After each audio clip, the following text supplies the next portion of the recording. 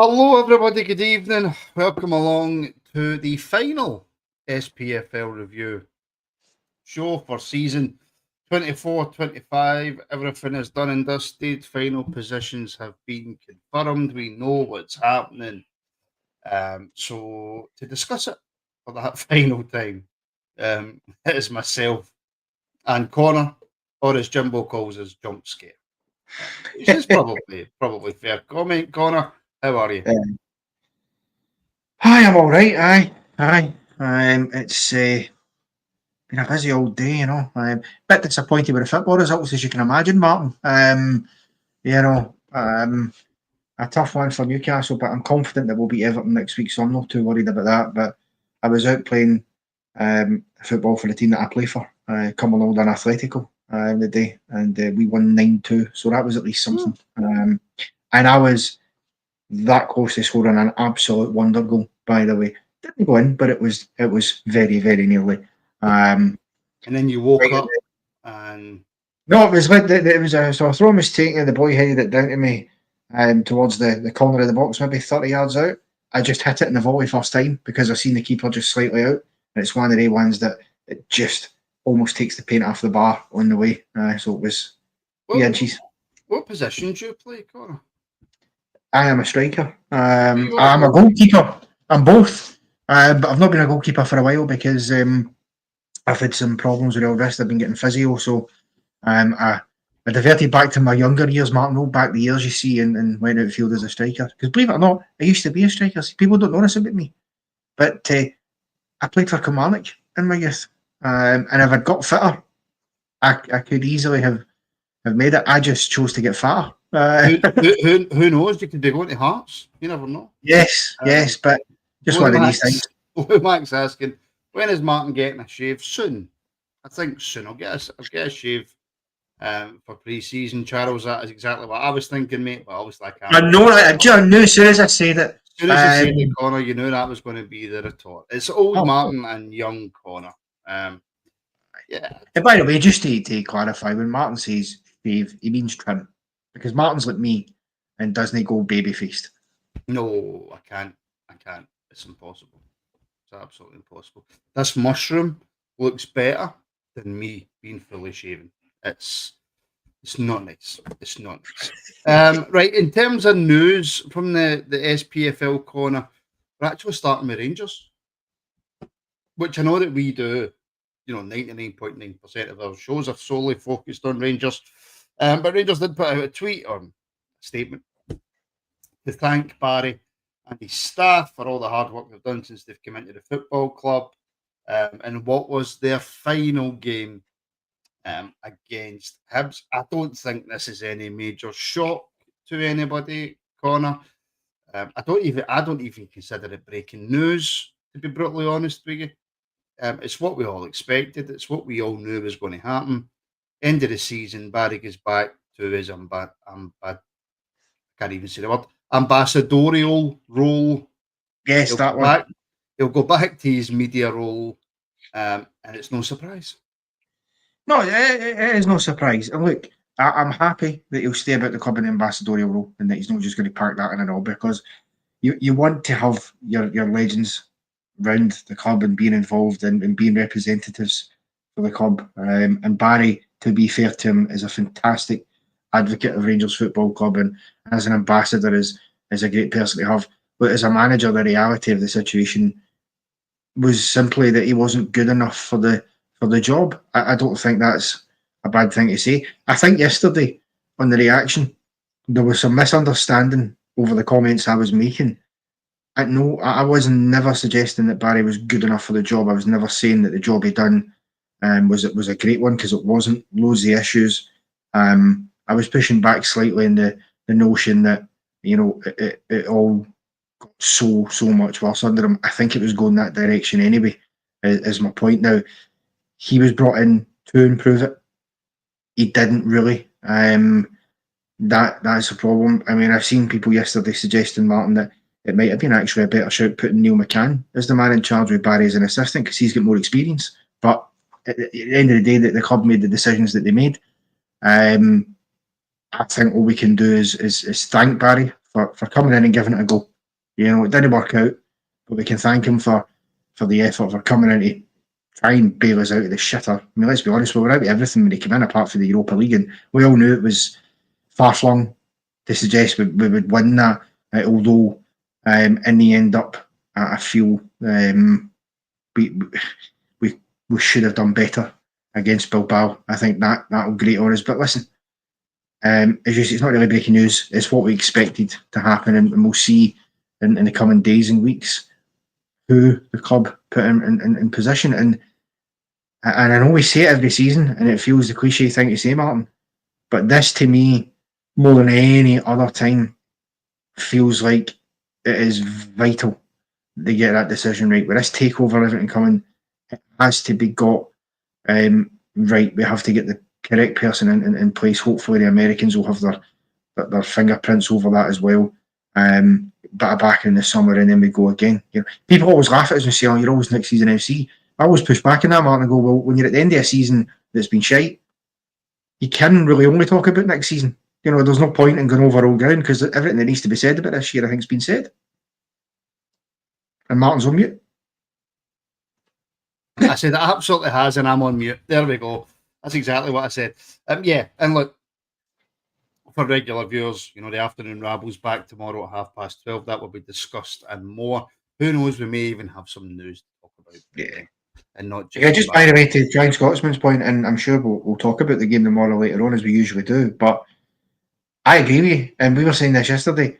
I don't get why Barry was being so reserved. He clearly still felt yesterday there was a chance he could get the job, because it's the only reason. Because he's made it clear, Martin, that he's not going to take any other jobs. He said, if I can't get the Rangers job, then I'm no interest in coaching anyone else. Which you can argue about the merits of that attitude, because surely, if you really want to be a Rangers manager again in the future permanently, go and ply your trade elsewhere. Go and show and prove yourself that you can do it with other clubs, and then you'll get a sniff. Because Rangers are only going to look at Barry Ferguson again, you know, as a permanent option. They're just not.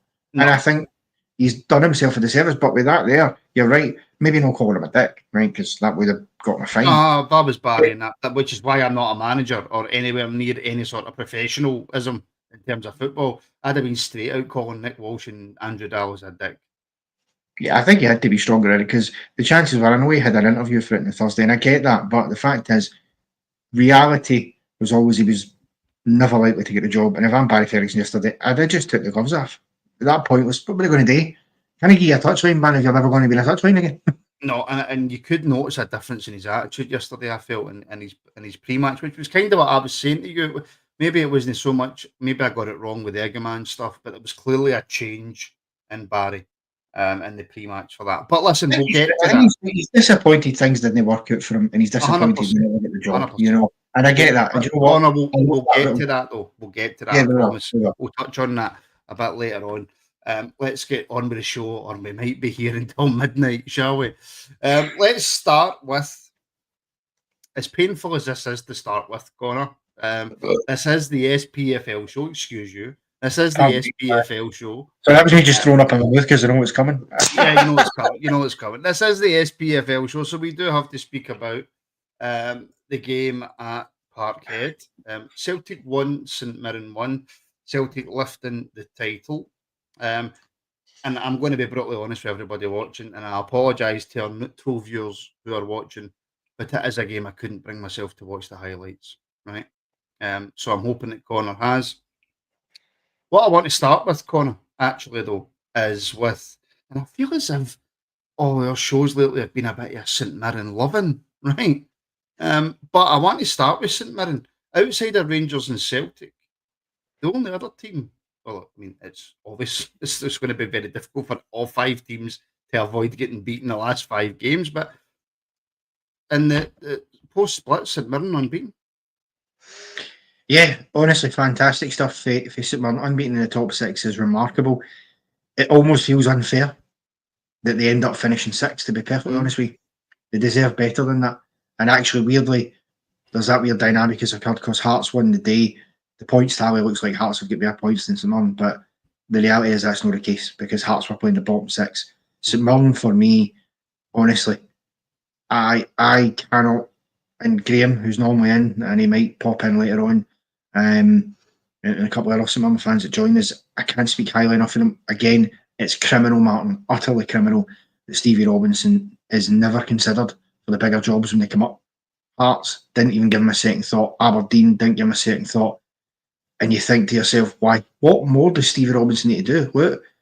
I think the only reason that they didn't finish in a European spot is it's that wee tiny bit in that mid-season run they had, that when Aberdeen were tailing off a bit, and Dundee United and Hibs a bit of form, they just picked up 1 or 2 more points in them. And that's the fine margins. Even Aberdeen's start got them 5th. Nothing else. So I feel for St Mirren, but Stevie Robinson and his players need to hold their head high, because he said it himself yesterday. They have been playing to a level that is well above the resources and the capabilities they should have in this top 6 split. They really have. In most of the season, 3 years in a row, top 6. I think it tells you need to know about what he's done with St Mirren. And do you know what? Happy days for them that he'll be there for another season. And you would be an absolute fool to think St Mirren won't be finishing top 6 again next season as things stand. They might lose 1 or 2 players, but if a knack of bringing players, people forget as well, Martin, see early in the season, that there seemed to be problem after problem. There was it was a few days in a row, there was this player for St Mirren's been lifted by the post, this player's been lifted, this has happened with this player. Mm-hmm. Stevie Robinson must be at time being turned his hair going, what is good? Sean Rooney brings him in thinking he's a good solid defender at this level, could do a job. What happened? And they just dealt with it. None of it seemed to derail them, and I think that is so impressive and is a mark of how good a manager Stevie Robinson is. Can I just say, and I mean this with all the respect in the world, because, and look, I'll repeat myself, see on this show, on a Sunday night, sometimes it's 8, sometimes it's 8:30, it starts. Whenever it starts, I like to be as impartial as I possibly can. Now, I know that's always going to be difficult, because I'm a Rangers fan, Connor's a Rangers fan. We do try and get fans of other teams to come on the show, because I really do want this to be as impartial as possible, right? So I want to make that statement before I say what I'm about to say, right? Connor's bracing himself, because he's like, I don't know where he's going. I know for a fact he's got a can of beer. So if Aberdeen win the Scottish Cup, St Mirren will be in Europe. Connor, there is no chance on this side of Mars, Venus, Pluto, Saturn, Earth, I don't care. That's on the planets I can think of, right? There is no planet, there is no multiverse, there is nothing in this Earth where Aberdeen beat Celtic in a cup final. It's what's highly, highly unlikely. I mean, look, and it's weird, right? Because it's not like Aberdeen can take anything from it. But I suppose they might, if you're Jimmy Tulane, what you might do is you might point to Crystal Palace yesterday and go, listen, lads, they were written off before it, and look where they pulled off. We can do it as well. Just trying to put the positive messaging across them, because that's what they need. Aberdeen this season against Celtic have been abysmal yet again, Martin. I said at the early part of the season, I said we'll see how much Aberdeen have improved by the way they perform against Celtic this season and against Rangers. And what we've seen from Aberdeen, apart from the first game, where I will give them all the credit in the world, and we did at the time on this show, they were 2-0 down, they came back to 2-2 at Parkhead. That's impressive. By any metric, that's impressive. I'd be delighted if we done that, because it's not an easy thing to do. So you give them credit there. But after that, Celtic have resoundingly pumped them time and again. And that at the weekend, and funny enough, I was out at my auntie's, and my uncle was there. He's an Aberdeen fan, and he said it as well. He's like, how can we get bet like that when they've got their wins out? And that's what he said. He's like, they're not even playing. He's like, I hadn't even heard of half of the players they were playing yesterday, and they go and hammer us like that. Now, that's obviously being slightly over-egging it, but and he's right. That's a second-string Celtic side that they played last weekend, and they got resoundingly hammered. Last midweek, 5-1 at home. Your last home game of the season. Go and put on a show for your fans. Celtic are the cairn. They've dropped a lot of their big players. They're playing the second string team because they're looking to the cup final and the treble. Everything else is done. Why can't Aberdeen go and do that? It's a mental hurdle that consecutive Aberdeen sides have. They said it yesterday after that game. It is 31 games in the spin since Aberdeen beat Celtic last. Mm-hmm. That is a disgrace. And if I'm correct and my maths is correct, that means the last time Aberdeen beat Celtic, I'm pretty sure, because you play 4 times a season, so 4, 8, 12, 16, 20, 24, 28. On the pod. This is great telly. You're going back to the last day of the season when Aberdeen won at Parkhead because Celtic knew letting Aberdeen beat them meant we would be finishing in third, which is the only reason they won, because Celtic, all due respect to them, because they did have chances, but they threw that game because you can't expect your rivals to do you a favour. You know what I mean? That's not going to happen. And that, to me, sums it all up. They've had some laudable draws in there. But even the Neil Lennon season when Celtic were crumbling and were rank rotten, Aberdeen still couldn't beat them. Mm. And I don't get it. And that's why I don't believe that they'll beat Celtic next week. Because it's not even that they lose and it's fine margins. This season, the last 3 games, 6-0, 5-1, 5-1. Come on. That is, by any metric, appalling. 16-2 on aggregate over 3 games. It's got to be better. And you could argue that 6-0 earlier in the season was what really derailed Aberdeen because they were going well at the time. That was the one time we all foolishly said, you know what, they've got a chance here, Aberdeen, because they're playing really well. And they went there and done what happens. But see, they do it, fair play. It's kind of the worst nightmare for Rangers fans, that final, because if there's 2 teams... I'm putting my hand up. I want Aberdeen to win. 100%. I want Aberdeen to win, 100%. Yeah. Because I don't want them to win the treble, but I would rather it was somebody other than Aberdeen in there. Us, maybe, if it wasn't for the fact that we can't beat Queen's Park. Definitely. But you know what? If I'm Aberdeen and I'm Jimmy Tillane, as I say, I'm putting all the positive messages out there. I'm telling them, forget everything that's happened the last few weeks. You're being written off here.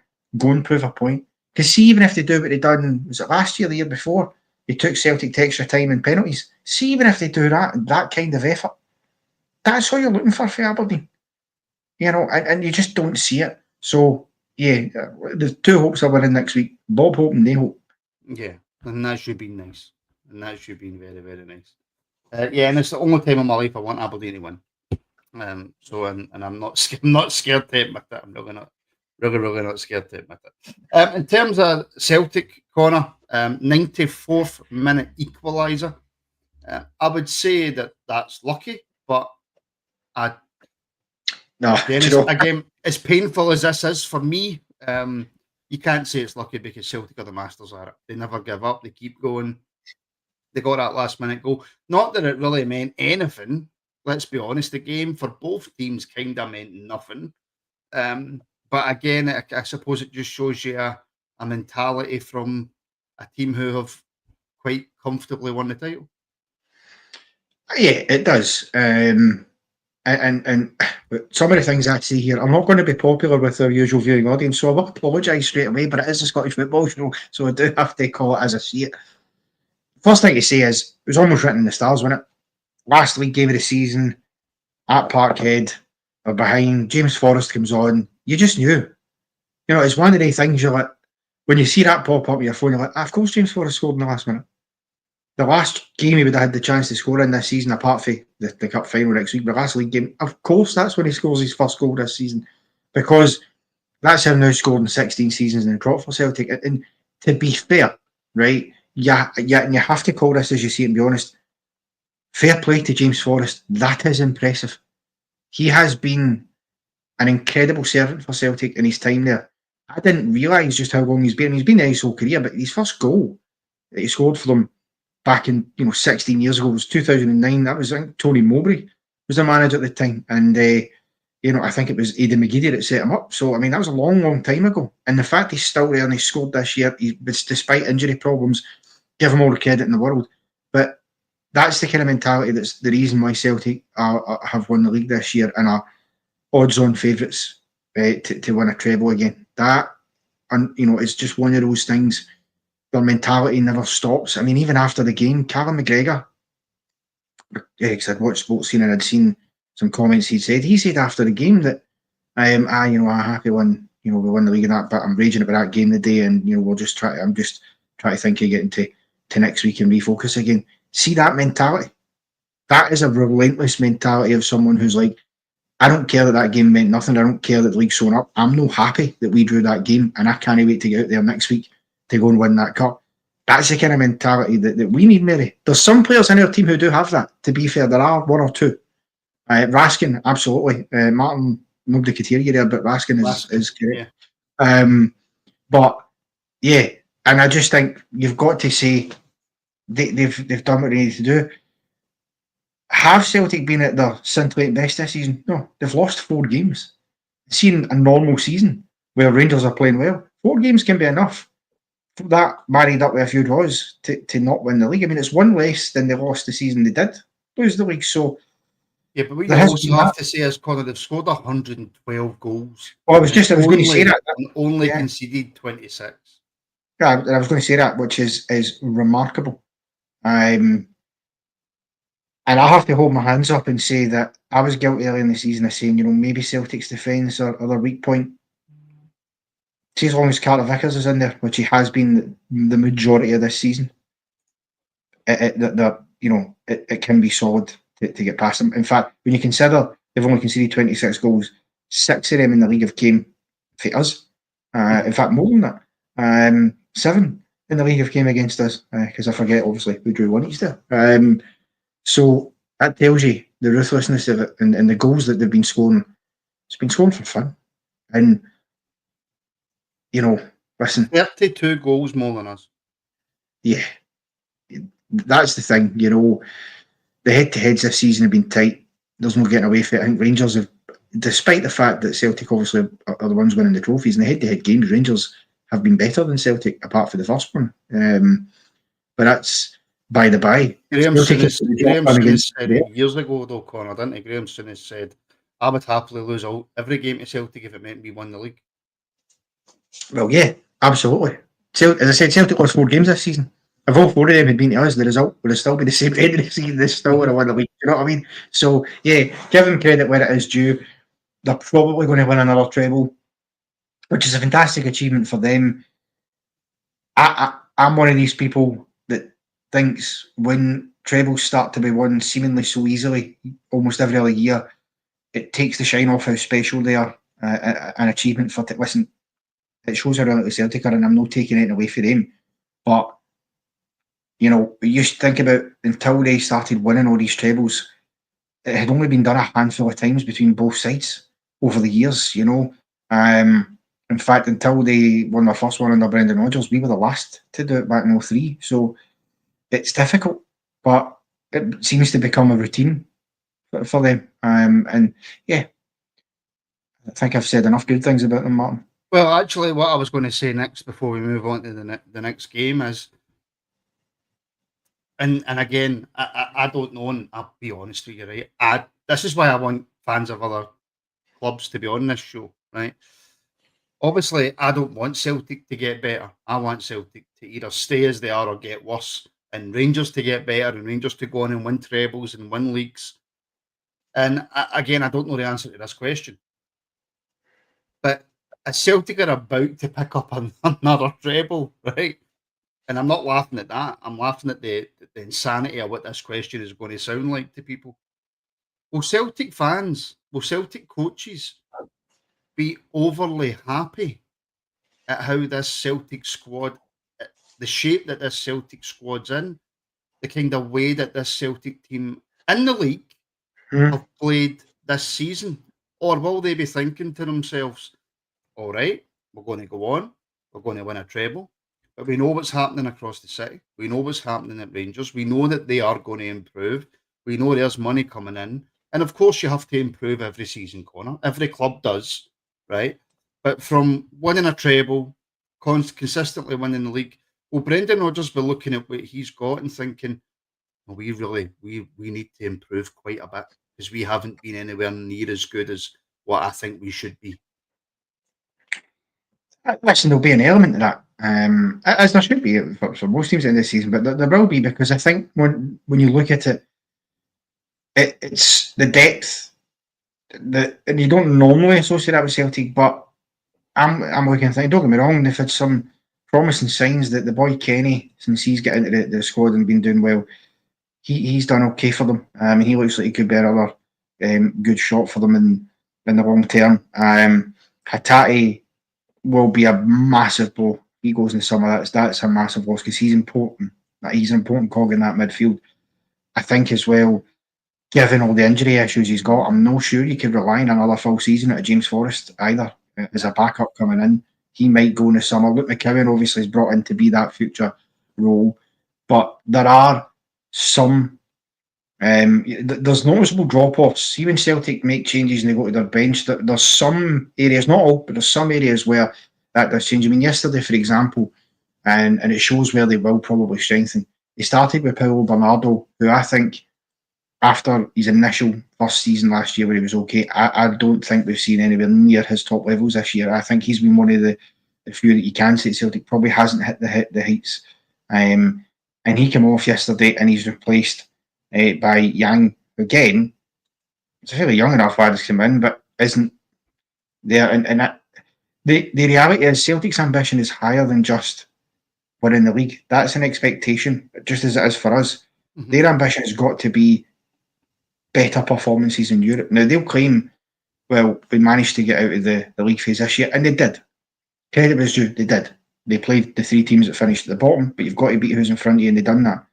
But when they got into that position, again, they came up short, despite the fact they gave a laudable effort against a Bayern Munich side who weren't playing well, but they just fell short, and that's partly why, because you need a stronger squad depth than that. Now, I wonder, with PSR and all that stuff, if Celtic are going to sign players, they're going to have to get some people off the book, because, okay, they've got money for the Champions League and stuff, but we can't forget in the summer, last season, Celtic splashed the cash big time. 9 million quid for Adamida, 12 million quid for Arne Engels. There was two players they signed for 21 million straight away. And that wasn't the only changes they made to the team. Kasper Schmeichel coming in as well. His wages wouldn't have been cheap. So you're looking at that saying, well, there are wee things needing improving. But then you could also argue selling O'Reilly for 20, 25 million. Of course, for X amount of million. You know, the player trading model tends to work-ish. If not, at least, and I don't know Celtic's finances, because unlike Celtic fans, I don't pretend I know everything about my rivals, right? But it appears from the outside looking in very vaguely that they at least do okay with a player trading model. They do. And do you know what part of the reason for that is? And it's something we don't do enough of. That right there. Jeremy Frimpong, a man who left Celtic a few years ago now, and when he gets sold in the summer and goes down south, which I'm sure he will, Celtic are going to cash in big time on that because they've added those sell-on clauses. And I don't know if it'll be as high as that, but they're certainly going to get a few million quid. We need to do more of that as well. You know, we should have been, for example, when we sold Nathan Patterson for 12 million quid, because he's a young lad, we should have added a sell-on clause there as well. Okay, that hasn't quite worked out for him, but say next season he has a blinder and somebody says, we'll buy him for 15 million. Well, we should have had a wee 5-10% sell-on clause so that we get more for that as well, because he's such a young player. That's part of what you've got to do in your player trading model. And I'm hoping that when the Americans come into us, they'll do that. But, you know, and Kelso's hit the nail on the head. Celtic haven't won a knockout tie in Europe since 2003. That has to change. Yeah, you know, you can say how poor we've been domestically, but we've carried the can. And that's a topic of conversation for another podcast, but it is a fact that we have carried the can for Scottish football in Europe for years. And the ironic thing about it is they've been getting automatic Champions League qualification off the back of our work in Europe because we can't win the fucking league. But that's our problem. That's our problem. No, 100%. I'm not having a go for that. That's all it is. That's I want to quickly go back to St Mirren before we move on, because Connor, I do realise it's Sunday night and people do actually have to work tomorrow, including yourself. So we could. I'm happy to stay here to midnight if you want, but we do have to probably try and move on slightly. But I want to ask you a question about St Mirren, Stevie Robertson, the squad. For clubs like St Mirren, and again, being a Rangers fan, it's probably difficult for us to understand the budgets of smaller teams like St Mirren. There'll be quite a lot of players that probably move on. The scouting has to be right. They bring in players for not a lot of money. But it's again St Mirren making the top 6, again making a good fist of it, again probably slightly overachieving, if you ask me, and I could be wrong, but that's just my thoughts on it. What next for St Mirren? What are St Mirren looking to do next season? Go on. Well, I think Graham said it earlier on when his comments that he made. I think for St Mirren next season, finishing top 6, brilliant. But I think a cup run for St Mirren next season would be a realistic ambition. Listen, you look at their cup runs, and I'm sure Stevie Robinson would say this himself. They've probably not got as far as they'd like, but you also have to remember they haven't really had the luck of the draw. I mean, the last 2 years in a row, they've went out at least one of the cups to Celtic. Can't do much about that. What I would say is they can maybe look at, can we translate some of the league performances that we put in, particularly at home against the Old Firm, into cup performances, and maybe do that better. But Simon would love to be getting good cup runs, getting a trip to Hampden. And listen, seeing the League Cup in particular, the Premier Sports Cup, if you get through that group phase, which in fact I'm pretty sure finishing top 6 means they don't even need to partake. In fact, they'll go into the last 16 because they're top 6. What that allows them to do then, realistically, you win 2 games, bang, you're at Hampden for a semi-final. That's the kind of thing they would love, and I think it's something that Stevie Robinson would absolutely deserve. Look, sometimes you need to draw it behind you, but equally you need to find ways of getting past the teams that you draw, and so that I think is what they would like. I think if they could, because they finished top 6 3 years in a row now, can they push that wee bit further and go, right, let's see, can we get top 4? Maybe is that, because they're not far off it. They're not a million points. You're talking, is it 8 points? I think is the difference between them and Hibs. It's not as if it's a chasm that they couldn't have reached. Is a team like St Mirren, though, no, maybe just 1 or 2 bad recruitment decisions away from 7th or 8th? Of course they are. Aye, it's the delicate balance you've got to meet. And it's difficult because you're not on a big budget, even in comparison to the teams that have finished above them, other than Dundee United, in comparison even to Aberdeen and Hibs. St Mirren's budget is lesser than even those two. And that Hearts isn't and Motherwell as well, below them.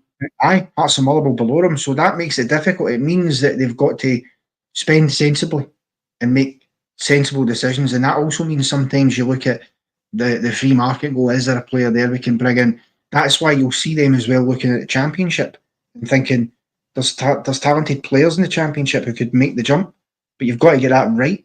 And that is so important. So, yeah, look, I think St Mirren will be absolutely fine again next year. I'd expect them to be top 6 now, which is high praise because I now expect that from them, because they've established themselves as a top 6 club. But I would love to see a cup run for them, so long as it wasn't at our expense, of course. Yes, well, of course, yes. But there you go, Graham said it. Yeah, he would take an 8th. And see that there's your cutting across the host corner. You know what I mean? That's a yellow card. A yellow card right there. That's Graham. St Mirren supporter Graham. I would take 8th place finish next season if we could somehow make just a cup final. Corner, not even win it. Yeah. And absolutely, Bill. The thing is, if you're St Mirren, you make a cup final, dependent on who you play. Why not? I mean, who scored the winner for St Mirren in the last cup final? Was it Stevie Thompson? No, I don't think so. I mean, I could be completely wrong here, but I'm sure it was Ian Ferguson. Was it Ian Ferguson? Graham, you'll know. I'm sure you were there, mate. You can tell us. I'm sure it was Ian Ferguson, and the next season he went to Rangers. But it wasn't too. Listen, was it 3 years ago, 4 years ago? They were in that semi-final against Livingston, and they felt they should have won that. Mm-hmm. And been in the final, an All Saints final. That's what it would have been.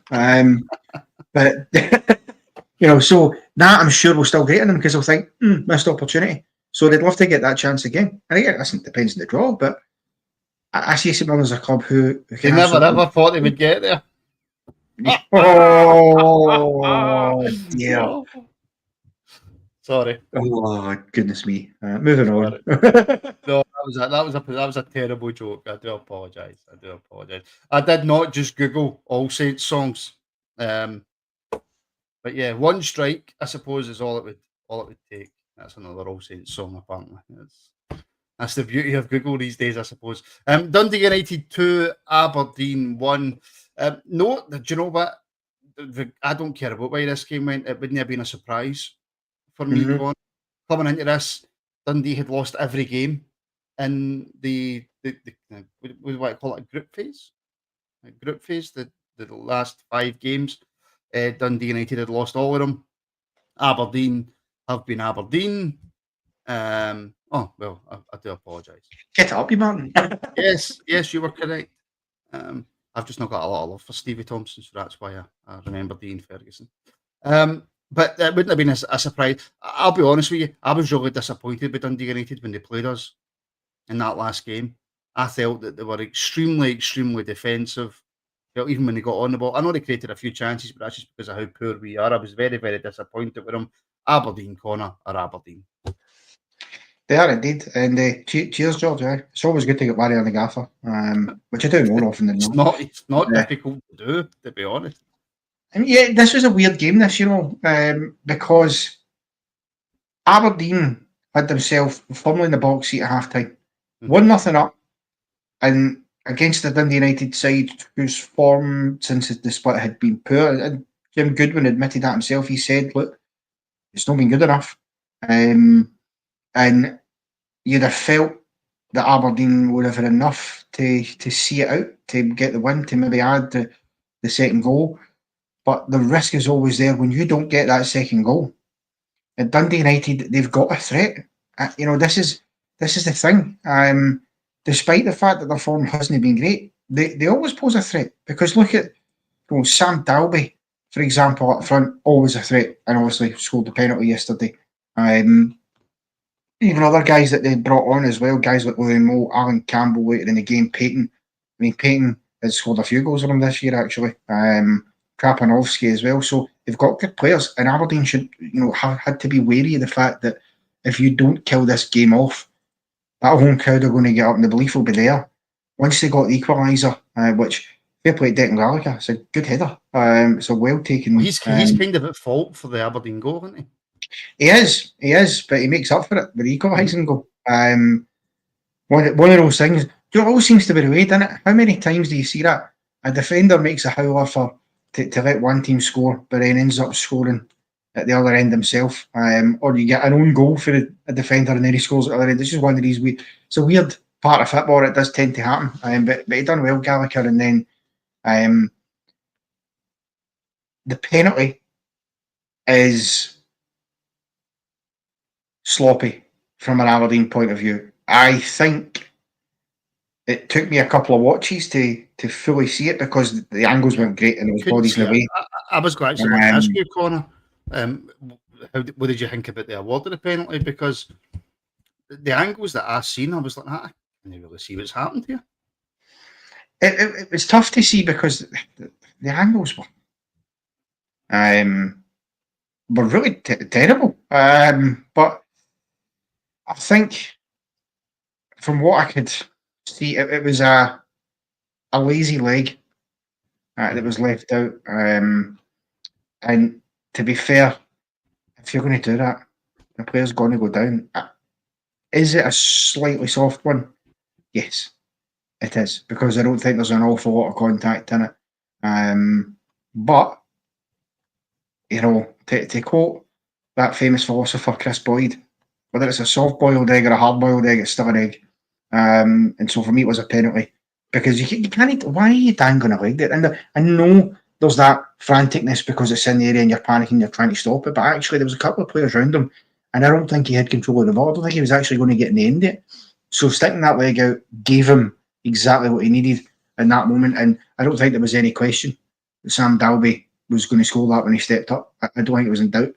And then by the way, I can't eat a soft-boiled egg. It's got to be hard-boiled because I don't like yolk. Like, see if I get made a fried egg, I need to cut out the yolk. You do know that there's an easy way of doing that. You don't actually have to cut the yolk out. What you do is, instead of doing that, you crack the egg into a bowl and you just take the yolk out before you fry it, and you're just frying egg whites. Then you need to wash a bowl. So fair. That's just even more work. This has been said, do you like your eggs sunny side up? I don't care what side the sun's hitting, mate. I just don't want any yolk in it. Why don't you have scrambled egg? Don't like scrambled egg. Do I know the weird thing is? See the minute scrambled egg goes cold or isn't boiling hot, I can't eat it. Fair, aye. And no, I'm not joking. I'm not joking, George. Aye. It's fair to say that Martin has lowered the expectations of this podcast. Oh, it's terrible. It's absolutely terrible. On Aberdeen, Conan, it's a strange one. And on one hand, I'm going to ask, are they lucky to finish fifth? Or are they unlucky? Because let's face it, the start of the season that they had was unlike any start Aberdeen have ever had. It looked like the start that Hearts made under George Burley, effectively. Aye.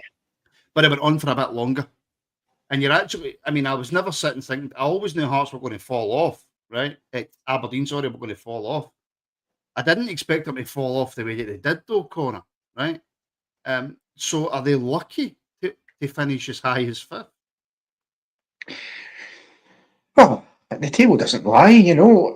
They are lucky in as much as we touched on earlier about St Mirren, that, you know, St Mirren had a wee blip, that wee spell, and that ultimately has benefited Aberdeen to get fifth, because St Mirren with one more win on the board finish above Aberdeen. Aberdeen have the worst goal difference in that top six. You know, a minus 13. That's poor, and it tells you exactly what the problem is. They scored 48 goals but conceded 61. You have to be better than that.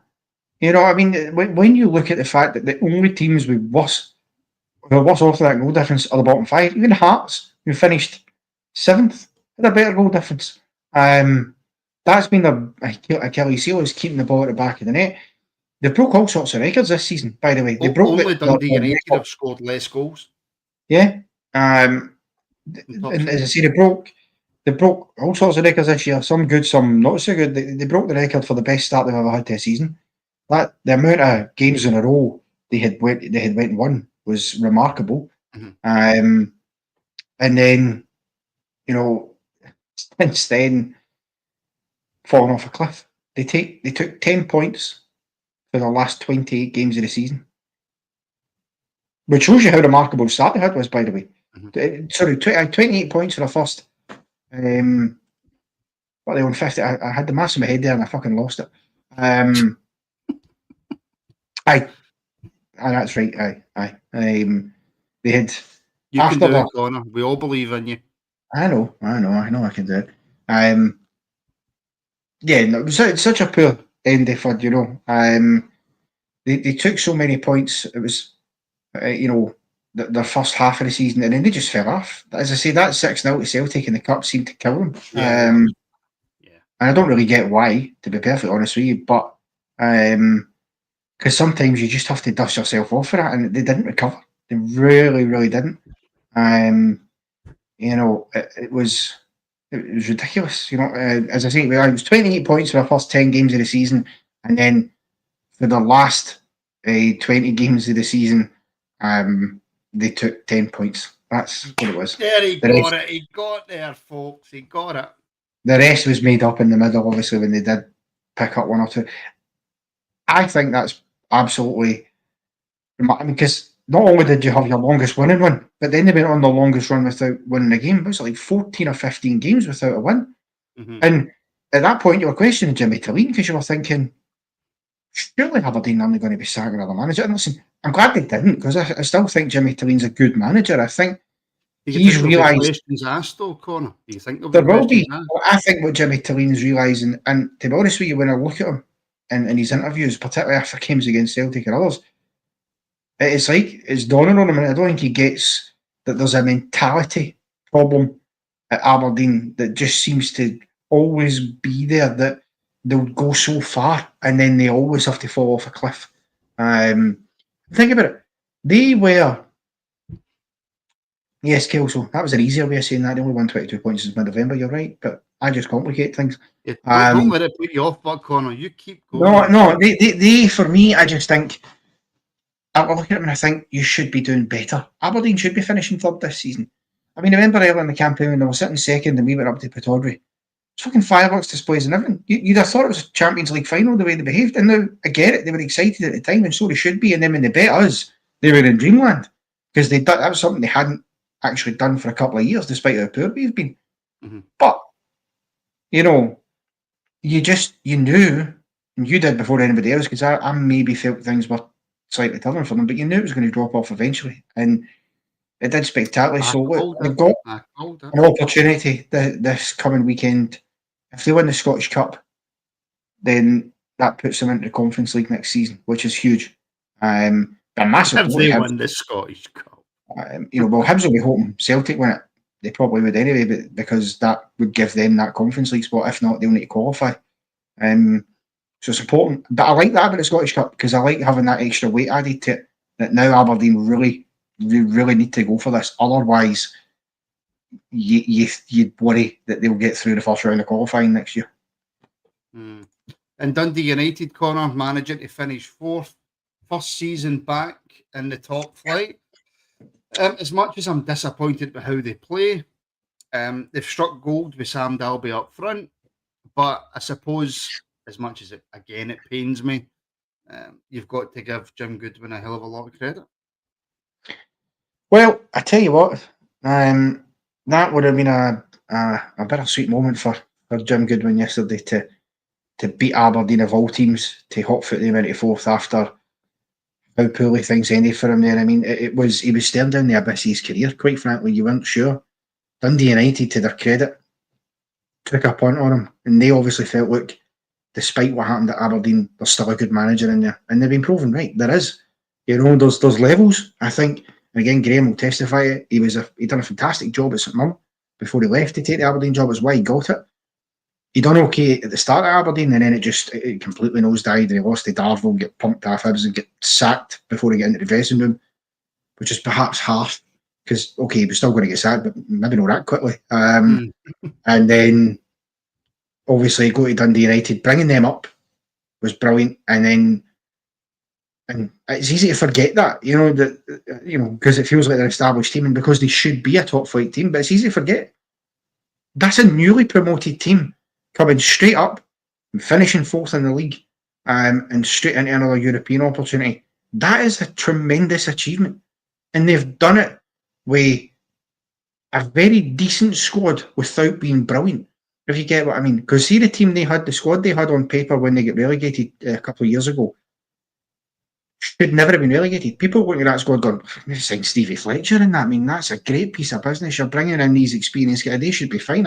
I tipped Dundee United to finish third that year because their squad looks so strong on paper. But it tells you what you can do with paper, because it absolutely went off the cliff. So I honestly, fair play to Jim Goodwin. He deserves all the praise that he'll get. There was something that happened after the game, Martin. I don't know if you're going to touch on, but it bears a mention. Martin's on mute again. Oh, yes, I am going to touch on it because it's a massive bugbear of mine. It's something that I've spoke about, whether it involves Rangers or it doesn't involve Rangers. I speak about it because it's a massive, massive bugbear of mine. Look, in life, I have done many stupid things. I am not perfect by any stretch of the imagination. There has been plenty of times in my life where I have been an absolute idiot and I've made mistakes that have nearly cost me friendships, that have nearly cost me relationships. I have done some extremely stupid things in my life, right? To that, I do not know what goes through anybody's head when they're at a football game and they think it's funny, it's cool, it's good, it's a good idea to throw anything onto a pitch, whether that's a coin, whether that's a bottle, whether it's a seat. I don't care what it is. I think it is the honest to God biggest height of stupidity that there is in the football game. And there's a lot of stupidity in the game of football, Connor. What possesses anybody to think, I'm going to throw this onto the pitch? I do not get it, Connor. I do not understand it. It will never be okay with me and anybody, and I don't care if it's a bit of paper, right? See if anybody throws anything onto a football pitch, Connor, life ban. Simple as that. Life ban, and the police should be getting involved. End of story. 100%. You know, I find that madness. It's a shame it takes for such a serious incident like yesterday. You know, yesterday is towards the more extreme end, the consequences that can happen when you do that. Jack McKenzie, you know, that sight of him, you know, with a burst open head, bandaged up and being wheeled off to hospital is a disgrace on Scottish football. If it were up to me, when that person's identified, I'd be prosecuting him for GBH and sending him down for a couple of years personally. He might not get that because they might argue well he threw it on the pitch, but he didn't necessarily. But don't care. Intent follows the bill as far as I'm concerned. If you're going to throw a chair onto the pitch, into a crowd, not only that, it wasn't just that he threw it onto the pitch, Martin. He threw it into a crowded area. So he had to know, or they had to know, maybe a woman, but it's probably a guy, had to know it was going to hit somebody.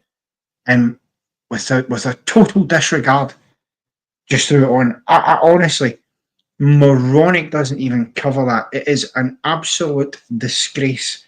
Hopefully that person is identified quickly. I know Aberdeen, to their credit, strongly condemned it. Both managers did. This isn't, and this is important as well. Aberdeen's fans, Dundee United, cut their allocation by 1,000 because of prior bad behaviour that had occurred in the crowd. And not only that, that Aberdeen fan who's thrown that chair on and taken out his own player has now deprived them, more than likely, of an option for a cup final next week. I'm pretty sure Jimmy Tilleen would rather have on his bench than in the treatment room. You know, so the whole thing is madness. Now, yes, there is the other element where the Dundee United fans have come on and done the pitch invasion. I personally think pitch invasions seem to happen for lesser and lesser achievements these days. Personally, I don't even like pitch invasions. I understand the excitement of Dundee United fans because they've came for Championship and finished 4th and they're going to be in Europe. I get that. Does it matter a pitch invasion? I don't know. But to be fair, the Dundee United fans, most of them weren't really misbehaving on the part. There was a few, though, who did go up to the away end and antagonise. Now, that doesn't justify picking up your chair and throwing that on the park. Nothing ever will. But that's another aspect of it that needs to be cut out to try and prevent these situations from occurring. No, I disagree with that because it's all right for fans to scream and shout and say whatever they want to players, but as soon as there's a wee bit given back, they can't handle it. Nah, disagree. Oh no, I'm not. What I'm saying is, as stewards, as policing, you would really rather not have home fans that close to away fans to antagonise because that's what can happen in those situations. Again, doesn't justify it, and it's an absolute abhorrent act and a disgrace on our game. I think as well, we have seen, Martin, in the closing weeks of this league season, I think we have seen some of the most disgraceful behaviour I've seen from football fans. Really, truly, we have done. You know, whether it's fans of both Celtic and Dundee United mocking the Ibrox disaster at Ibrox. One of those fans has suffered severe consequences in that he's lost his job and will probably receive a stadium ban. I've heard Dundee United have apparently been silent over their fans' behaviour when he done it. I don't know if he's been identified, but hopefully will. You've seen that. You've seen, even from our fans' point of view, people throwing things on the park at Ibrox and Old Firm. Can it be happening? Cannot be happening.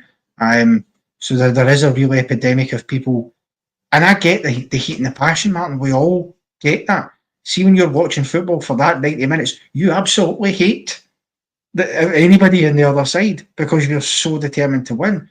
But you've got to behave yourself. Most people just want to go to the football, watch the game and see their team win. And I have banter. That's what football's all about, particularly in the west of Scotland. That's what it's all about. Have that banter. But there's lines you don't cross. Mm-hmm. And too often, particularly in the run-in here, we have seen fans stepping over it. And yesterday was an extreme culmination of that. I wish Jack McKenzie well, because as far as I'm concerned, I don't care. Aberdeen player, Dundee United player, I don't care if it's a Celtic player. No player who goes to their work should be coming off a park with their heads split open because some arsehole, and that's what they are, in the crowd decides they're going to throw a chair onto the ground. It's totally unacceptable, and it needs dealt with, in my opinion, in the most severe way that is possible. Yeah, it does. It really does. Because if you don't nip these things in the bud, then they have a tendency to just carry on. So it needs nipped in the bud right now, rapid. Connor, very quickly on this one. St Johnstone 0, Dundee 2. Look, St Johnstone just simply aren't a good enough football team. I don't know. I think there's much more that we can really bring up. With St Johnstone, Tony Docherty said that after the game, there was no way Dundee were losing this game today. There was too much on it for them. They have got some quality in their football team. And from a Rangers perspective, it was very good to see Lyle Cameron kind of being star of the show. Yeah, well, yeah. Let's just hope that he's not peaked. Of course, he'll be swapping the dark blue for the royal blue next season. I'm very much looking forward to seeing what he can bring. I'm hoping he'll be a good signing. Conor Barron has been okay for us this year, although for me, he needs to add goals. Lyle Cameron is exactly that. Unlike Barron, Lyle Cameron's got goals in the tank. He showed that yesterday. He's finished for the first goal. I thought it was a brilliant piece of play for him. It's a great finish. Curling one into the bottom bag beyond the keeper, and then of course the penalty kick. Never any doubt he was going to score that. I'm delighted that they gave him the penalty actually, because I felt that it might have been that they gave it to somebody else, but to give him that moment to send him off is great. And do you know what? Fair play to the Dundee supporters. Can I just say that? Because we have seen down south behaviour from Liverpool fans towards a man who's been a tremendous servant to their club that I think has been so poor. You get getting booed onto the pitch by your own home fans because you've made a decision to sign for a bigger club. And like it or not, Real Madrid are a bigger club. And Dundee fans are a credit to themselves for the fact that they have, sent Lyle Cameron on his way with their best wishes and with a lot of love. They were celebrating that with him yesterday, and I'm delighted for him as well that he can end it on a high note there. That's what you want to see. Hopefully he'll come to us and You'll he'll never do walk alone, eh? well, exactly. Hopefully he'll come to us and he'll do well there. St Johnstone, I mean, there's not much else you can say. They gave a fist of it in the last couple of weeks, to be fair to them. They didn't quite go down with the whimper that you feared they might. They at least put up a fight. When they bet Ross County a week ago, you thought, well, tell you what, you've given yourself a chance here. They're unlucky in the nature of the beast that a penalty decision in a game that didn't involve them relegated them officially, albeit they're relegated over 38 games, not just one. But their performance level might have been higher. It might have been a different type of game if Dundee, because think about it, if Dundee had bet Ross County, Dundee would have had nothing to play for because they'd already been safe. Conversely, St Johnstone would have had an eye on Ross County against Motherwell, knowing if they could win, they could stay up. Yeah, they've just been a dreadful team, Connor. Let's be honest. They have been, but I think Simo Valakari, I'd keep Simo Valakari in post because I don't think you can blame him fully. Has he improved it as much as they would have hoped when he came in mid-season? No. But he started off the season in such a dreadful vein of form with, what was his face? Was it Stephen McLean? I can't remember. I think it was. And then Simo's come in with Riga over in Latvia. It's a tough ask, but I'd be keeping him. Give him a transfer window. See what he can do next season. They would be favourites to win that league. My only caveat to that is twofold. If Ross County go down, you'd have to say that would put them probably above St Johnstone in terms of the list of favourites to win it. Livy, if they stay down, it would be neck and neck for me between the two of them again. So it's an interesting dynamic. The Championship a brilliant league. Tremendous league. I don't think it gets covered enough. Next season there's going to be more Championship games shown, which is good. There's going to be a couple of League One games shown extra because there's going to be a Scottish lower league show, which has been overdue, by the way, for years. England have done it for a long time with theirs. And again, the English Championship, if you look at it pound for pound, it's a more exciting league than the Premier League. Quality might not always be aside, but see in terms of the fact that there's anyone a handful, 5-6 teams can go on and win it, and the playoff spots, the drama is always there. You look at this season in our championship, Airdrie are dead and buried. And then all of a sudden, out of nowhere, the SFA came out. Hamilton, 15-point deduction because of irregularities. And well, I feel sorry for Hamilton. I have sympathy for them. But at the same time, they need to be angry. They need to be angry at their board and the people running the club, not the SFA. And that's who John Rankin should be angry with as well, because they're the ones that have made an asset and have created the situation that they're they're going to be moving to Cumbernauld as well next season. Which is that's going to be one of the trip up trick pub questions, isn't it? Where did Hamilton play? Yeah. Where did Hamilton play and where they aye. But as I say, Airdrie were dead and buried, and then they stayed up. Was it a classic against Cove? No by any stretch, but they don't care that they're alive and kicking, which I'm glad they are. I will say that as a side note. I know it's the SPL show, but I'm glad Airdrie have stayed up because they're a better team than their performance this season showed. And to be fair, the start they had, I mean, it couldn't have been worse for Rhys McKay, but he had almost every one of his starting players out. He was having to play second-string teams, which is not easy for a side like Airdrie because you don't have that depth.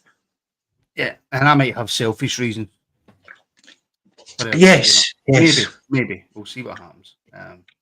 We shall definitely see what happens. And just quickly on Dundee, Tony Docherty, he'll be hoping, I think, next season that Dundee can sort of push on for this corner. And look, it's all about budgets. Dundee are getting themselves apparently a nice shiny new stadium. They're looking towards the future. Tony Docherty, Connor, will just be hoping that as they go into next season that they can do a little bit better. I think Dundee were expecting to be better than what they were this season, Connor, to be honest. 100%. Aye. There's no doubt they've gone backwards. And Tony Dock will know that. Last season, they finished top six. They had their own pitch evasions and celebrations for finishing top six. Okay, they then lost every one of their games in the top six, but that stems the breaks. For them this year to have been gone into the last day not certain that they were going to avoid that playoff, that for me is poor. And they had their chances to pull out it again. Yes, Tony Docherty will probably say, that he laments on a few bad decisions that went against them in the run-in. And listen, they did. They had some stinkers. But ultimately, again, over 38 games, they didn't do enough to put themselves in a better position than they ultimately have finished this season in. And so, look, the evidence doesn't lie. The irony being, though, to be fair to them, right, despite the position they're in, they've only finished a point worse off than they did last year. 42 points last year, 41 this year.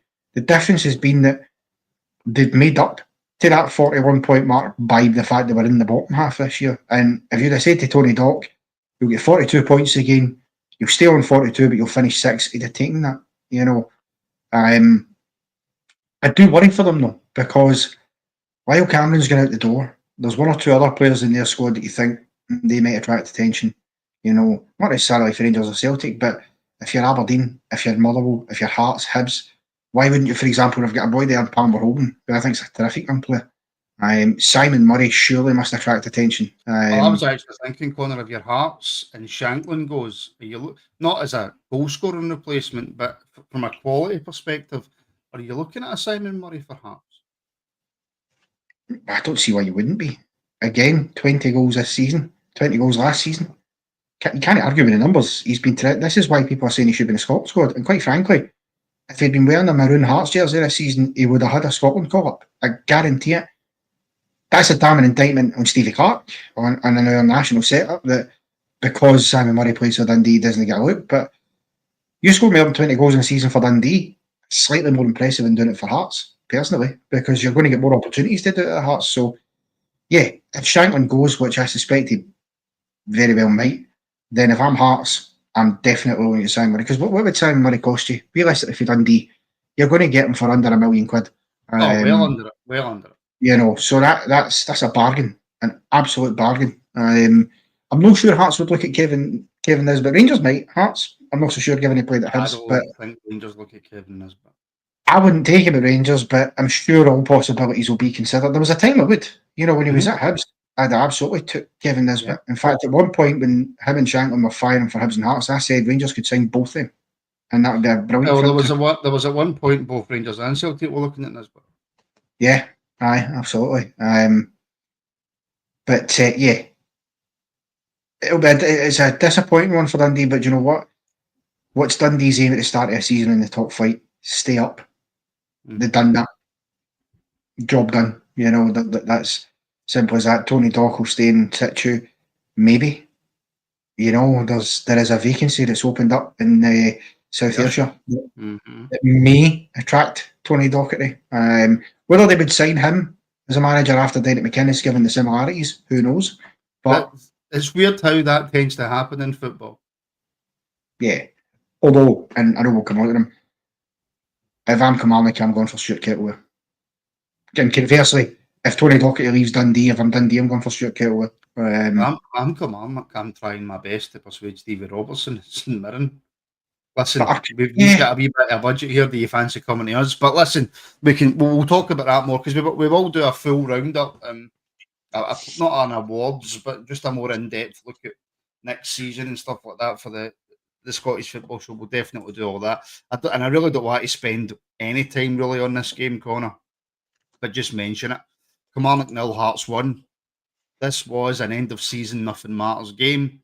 Derek McInnes was nowhere near it. He wasn't even allowed in the stadium.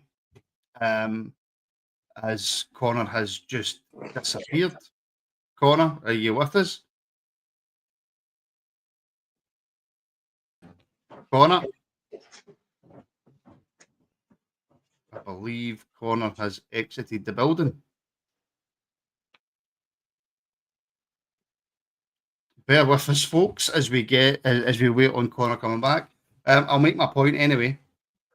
That it was Kilmarnock 0, Hearts 1. Not a lot in the game. Derek McInnes wasn't allowed anywhere near it, which I actually didn't agree with at first because I'm thinking just let him play out his last game. And then the more I started to think about it, the more I went, I will actually no. Fair enough. Fair enough. If you're Billy Bowie at Kilmarnock, you're thinking to yourself, well, he's leaving for Hearts. We're playing Hearts last game of the season. What's the point in putting him anywhere near it? Connor, are you back with us? I am. Yes, my humble apologies. I did send you a message in the private chat to let you know. Fair enough. I didn't even see it. Sorry, folks. It was one. I'll be honest with you. Mother Nature called, and I enjoy and love your company. I'm no pissing myself for you. Sorry. The fact that you have got the weakest bladder I've ever known in my life. Martin, my bladder's got to pieces, all right. It's just one of these things. It's, it's age. The older I've got, the weaker my bladders became. You should know about that. Well, yes, this is very, very true. Just very quickly then, Connor, Kilmarnock 0, Hearts 1. Not much to say apart from Derek McInnes wasn't there. Aye, which was, all things considered, probably the smart choice, because he is going to Hearts. It's not been made official yet, and if he now doesn't go to Hearts, that's going to look absolutely ridiculous. It's now Martin is fucked off for a P. I mean, he says this, folks, but he seems to forget that a few minutes ago he had me in the big screen padding for you for a while he disappeared. But look, having Derek McInnes in the dugout was not going to achieve anything for Kelly this afternoon. The fans, whilst there's part of me feels, given the job he's done at Kilmarnock and brought them back for the championship, had them fourth last season. Okay, it's not been the season they liked this year. It might have been nice to see him get a bit of send-off in front of his home fans to say, look, thanks very much. The challenge for him is, because it's public knowledge he's going to Hearts, and it's Hearts you're playing. If he was playing anybody else, see if you reversed his last two fixtures, and it was Dundee was playing this weekend at home, and Hearts had played last week, I don't think there'd have been a problem. But it's just one of those things. Chris Burke obviously getting a taste of being in the touchline. Who knows? Could Chris Burke be another up-and-coming young Scottish manager in the game? We'll see. Maybe he fancies it. Do you think his Sky Sports thing with Chris Boyd has something to do with it, Connor? Chris Boyd's talking him up. Yeah, possibly. Isn't Derek great? He deserves a bigger job. I love Kilmarnock, but he deserves a bigger job. And Derek McInnes just kind of laughs it off. If I was an owner of a football club, that would annoy me. That would annoy me, yeah. I don't think it would do you any favours, no. To be fair to Boydie, I totally believe that he loves Kilmarnock. Of course he does. Kilmarnock were his club, as it were, in terms of that really put him in the big stage. That gave him his first real taste in the top flight in Scotland. He was a brilliant, prolific goal scorer for them, which is why Rangers signed him at the time that they did. And so, yeah, he does love Kelly. And much like with Rangers, he's had 2 spells at Kilmarnock as well. So that tells you that, Chris Boyd, he has an affinity with Kilmarnock and Rangers. Probably more so Rangers now than Kelly, but he still loves Kilmarnock. But his comments, I don't think, have helped Derek McInnes. And poor Del Boy, what can he do? You know what I mean? In those situations, you've just got to sit there. So, yeah. The thing is, Derek McInnes had said last week that him and Billy Bowie, the Kilmarnock chairman, have got a really good relationship, and he wanted to leave with a good relationship with him.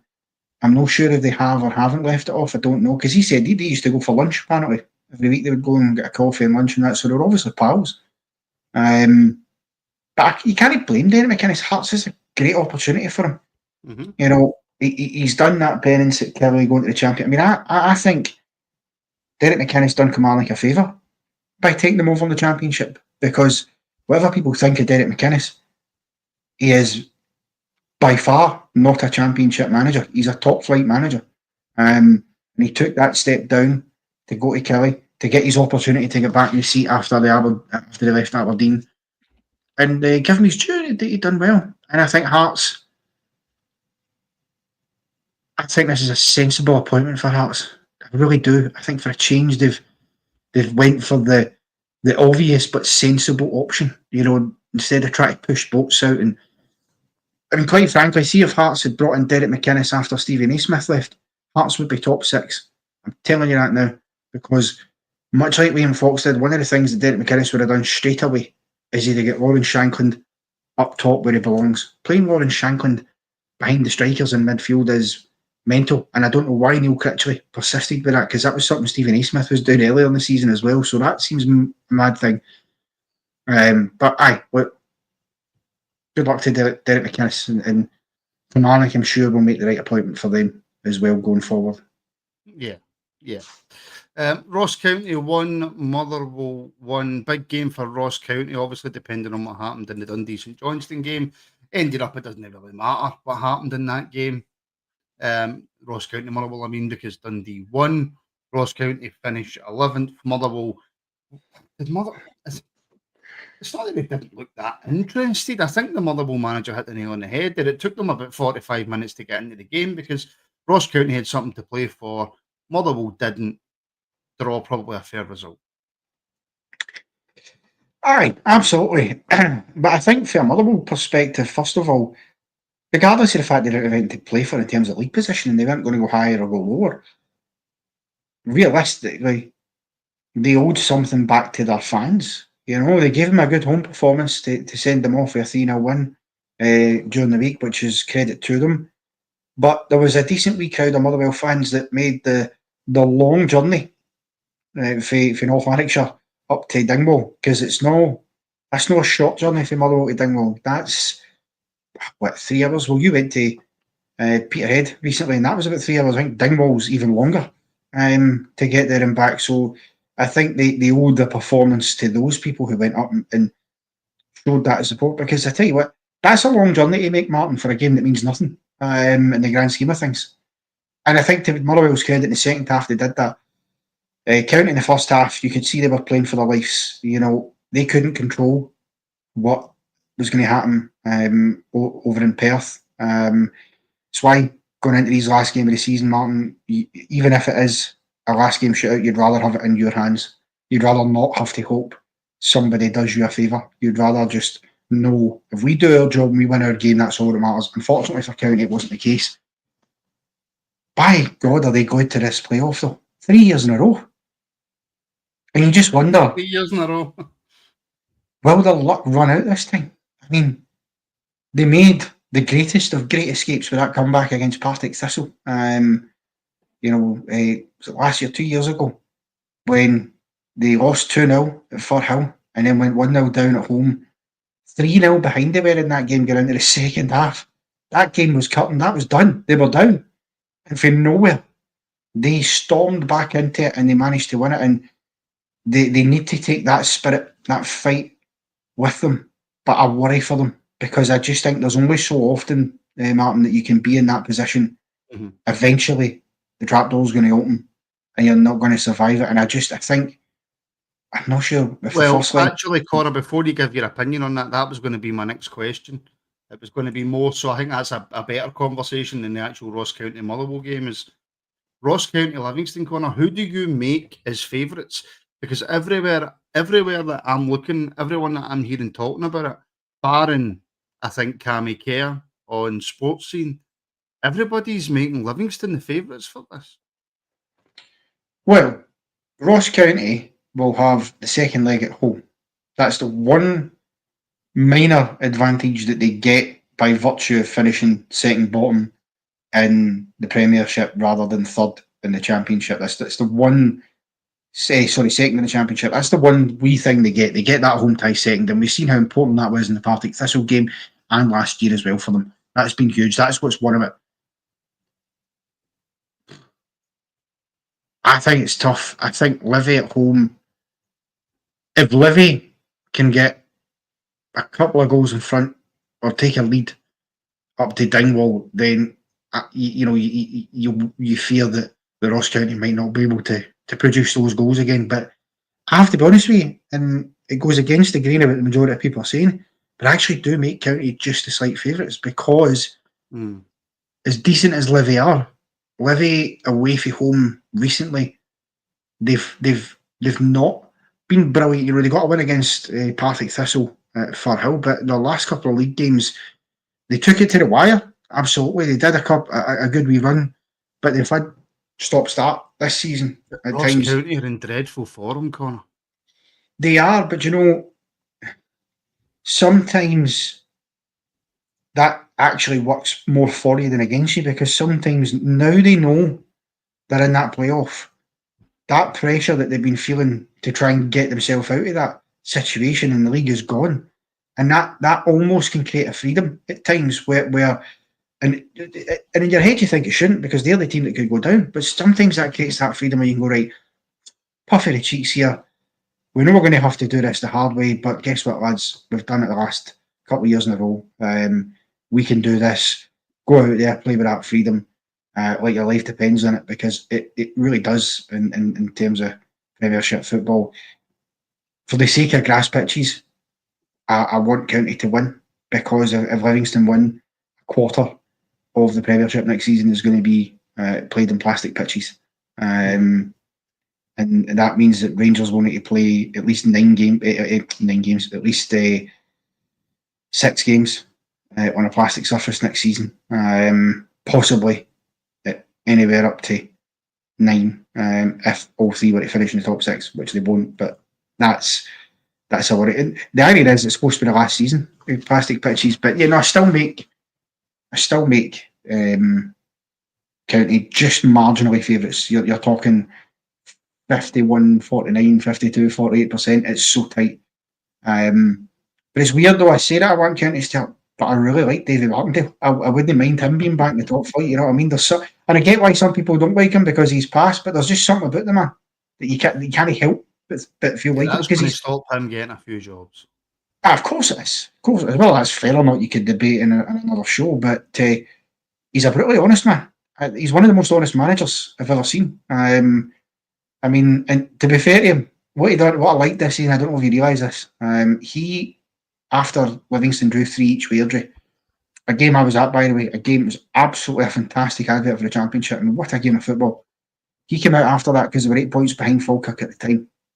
And he basically handed the title to him. He said, look, we know it's done. We know Falkirk are the champions. We just need to focus on consolidating second place and getting as best a position as possible for the playoffs.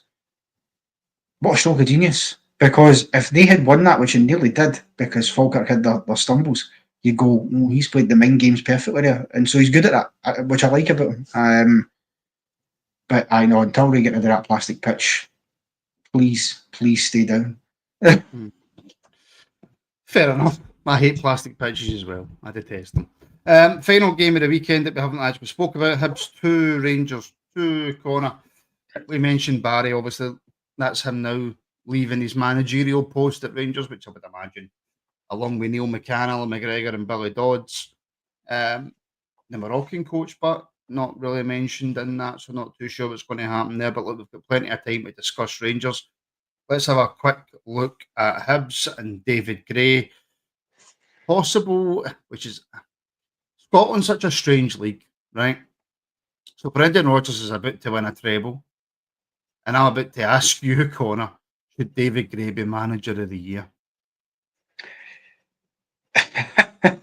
If Brendan Rodgers wins the treble, then Brendan Rodgers is manager of the year. Unfortunately, I say unfortunately, he would have deserved it, but that just doesn't get overlooked, despite the fact that it is a comparable achievement that Hibs have done. They were rock bottom of the table at one point. They were second bottom. The first Edinburgh Derby of the season between the Hearts and Hibs. In fact, the first two were between the bottom two teams in the league. That's incredible. But the turnaround with David Gray, as big a fall off a cliff as Aberdeen have, the rise of Hibs has been remarkable. Where it's come from, I don't know where he's got it from out of them, because I had them not necessarily going down, but I had David Gray dead and buried as a manager. I thought, he's potentially, after Stephen A. Smith gets out of the Hearts, I'm looking going, David Gray's probably the next one to go. As it turned out, it was Stuart Kettlewell, which I didn't have in my bingo card. No one but did. I thought, David Gray surely, because it was so poor for them. And then they've turned it around big style. You've got to give a lot of plaudits to them for that. You've got to give a lot of credit to the players that they've had. I think Martin Boyle, again, this season has been unbelievable for them. I find it remarkable that neither Rangers or Celtic have even looked at Martin Boyle. When you look at how well over both his spells at Hibs he's played, I can't. Why on earth have they not looked at that? The pace he's got is unreal, and he's got a finish to boot as well, which is exactly what you need, that end product. So I'm amazed none of them have looked at him. And I think they've also made some sensible signings that have helped them this year. I think Dwight Gale is one of those wee under the radar things that probably won't get mentioned a lot, but that wee contribution he had, those few goals he scored some important goals at important times to get points on the board for Hibs, and he's contributed well. The improvement in Rocky Bashiri from the start of the season to the end of the season has been ridiculous. That man was god awful at the start of the season. Even his own fans were booing him. They didn't want him to play because he was playing so poor. But he's turned that around. And okay, he didn't stop that goal yesterday. It was over the line. But his determination to still be back there and to be fighting for it shows the spirit that Hibs have got. And they've not played with fear against anybody. Look, they bet Celtic at Easter Road. They probably would have felt they could have performed better at Parkhead. But they've had an unbelievable season. And if they do get that Europa Conference League spot, I'd be interested to see what they do, because there is an example of that's a different team to Scotland getting a group stage opportunity, because Aberdeen have had it, Hearts have had it. Let's see what Hibs can do with it.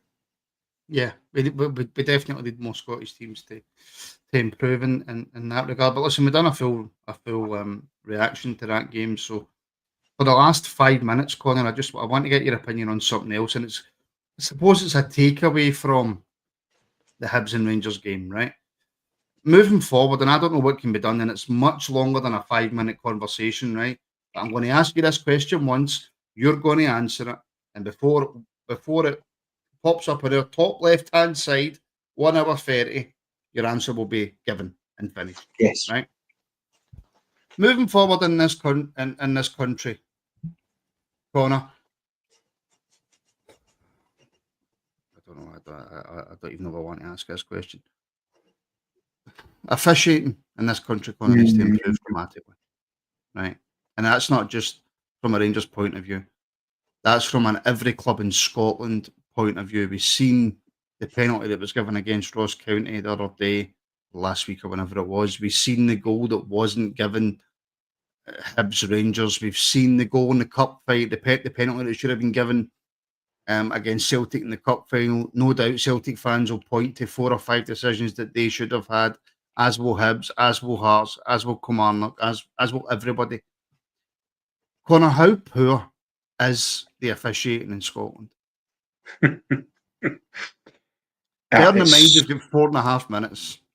Well, 4.5 minutes is it's just what type of sum up. Just yeah, it's a conversation that takes longer, and maybe we do a special podcast on that during the summer. Yes, but it is so poor. This season in particular, we have seen some of the worst decisions you've seen, and I don't just mean the usual bad decisions you get right. You legislate for that. Everybody knows you're going to, regardless of VAR or not, you're going to get bad decisions in football, right? That's because it's human error, right? And what people need to understand is when people keep moaning about VAR, the system of VAR, the technology of VAR is fine. It works exactly as it should. We should have more camera angles in certain grounds, don't get me wrong.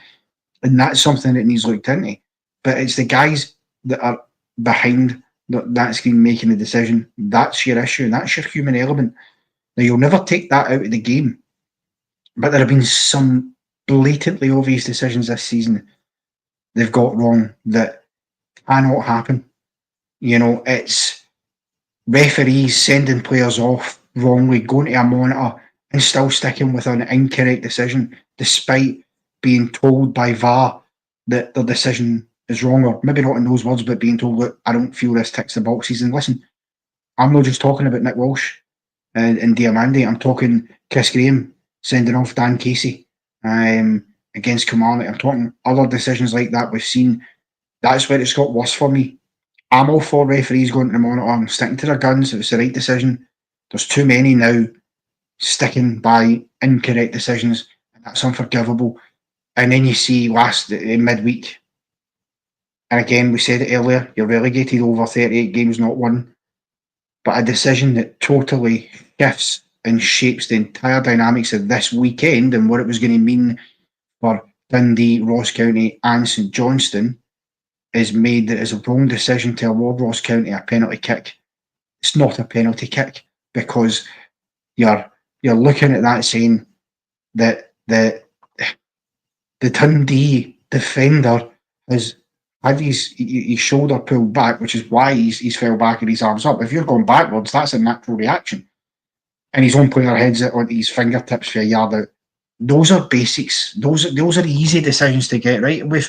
We do the VAR review show, Martin, and we've heard explanations for Billy Collin. We've heard what his expectations are from the officials, and he's telling them about punishable handballs, not punishable handballs. You have to be better with this. And it seems to me that he's saying one thing, and they're just constantly doing the opposite of what you're hearing him tell you they should be doing. And you're like, well, how on earth can that be happening? You look at the League Cup final. I'm sorry. And I don't care. People say, I'm moaning about Rangers. It's done. I'm not moaning about Rangers. It's done. It's finished, right? Don't care.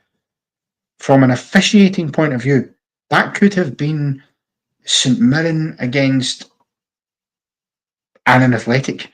It really, which is Annan Athletic in a cup final would be remarkable, right? But that again is basics, right? That's the basic fundamental understanding of the rules of the game. If someone starts a foul outside the box, i.e. they're pulling, and they continue to pull inside the box, which Liam Scales did because he was over the line in the box, then it's a penalty.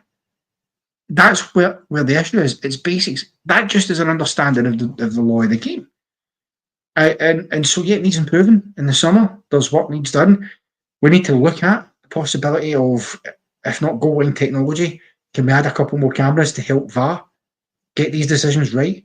Hell, can we stick GoPros on the linesmen as they're going up and down the line and you can see their angle maybe? Maybe it wouldn't cost as much. It needs major surgery. I said this last night, when Sports Scene said Rangers need to go and lobby the clubs to get line technology. I don't see why it's Rangers' responsibility. Every time we do, we get shot down, and there's two clubs in particular who constantly seem against improving it. And yeah, hopefully we see that in the summer.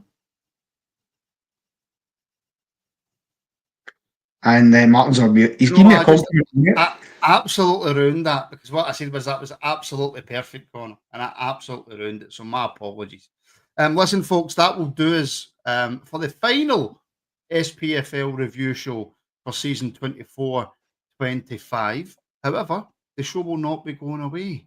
It won't be a review show as such, but we'll be discussing transfers, different teams. There's always going to be content on the Rangers Rabble every single day of every single week, regardless of whether there's football on or not. That's why it's called the Rabble. Yes. Up there for thinking, down there for dancing, folks. Please do, by the way, like, share, and subscribe if you've enjoyed the content. And see, even if you haven't enjoyed it, but you just like me, then give it a thumbs up. If you don't like Connor, give it a thumbs up as well. There won't be many thumbs up then, because everybody loves me. Can I just say as well, from my point of view for this show, as you all know, I've been in the driving seat of this show now for the best part of 2 years. I took over for Robert, who done it before, done a good job. And we've tried between us all, me, Martin, the other guys involved, to grow it. We've tried some different things that didn't work. We went members for a while, and then, because you've got to try these things, and when we realised, actually, you know what, we should get it back in the public view, that's exactly what we've done. The guys that have come on and been added to the show this season, I would thank them because they've been brilliant. Peter, he made an appearance in Motherwell Fan. We had Ross for the first half of the season, who gave us tremendous insight to Aberdeen, particularly at the time when they were going so well and they were the talk of the town. Demi has obviously come in as well this season, which has been fantastic. That's what we're looking to do. It's about growing this, and we want more people for different clubs to get involved as well. So it's been great to see guys like Graham in the comments, St Mirren fan. There's been a few Motherwell and Aberdeen fans in as well. We've had a few as the season's went on, and it's been great. I've thoroughly enjoyed doing it for the last 2 years, I have to say. It's been brilliant. Alex, can't forget to mention Alex. He's come in. You don't need to mention Alex. He's took over the hosting chair a few times for me, but fair to say, over the last 2 years, there's not been many of these shows that I haven't appeared on. This is genuinely the show I've appeared more than anything else. But I just want to say a thank you to everybody who's helped this season, and the contributors, everybody who's watched us, because it's been another fantastic year. We will be back in the Scottish Football Show. We're going to do an end of season awards show like we did last year, where I'll get to play the judge for that one. The guys will make their cases, but you'll get to choose your player of the year, because the guys will give their nominations and you can choose that. There's going to be the Champion of Champions quiz, which Martin will be involved in, because it's him, Hamish and Alan Brown who are the three champions that need to take part. And we're hoping, and they don't hold me to it, but we're hoping that we will get a watch along done for the playoff final as well. So there is plenty more to look forward to. That's for sure. As Martin said, there's loads more on the Rabble. But in terms of the Scottish Football Show, much appreciated the support that we've had. Not much more I can add to that, folks. So thank you very much for watching. And as always, we shall speak very, very soon.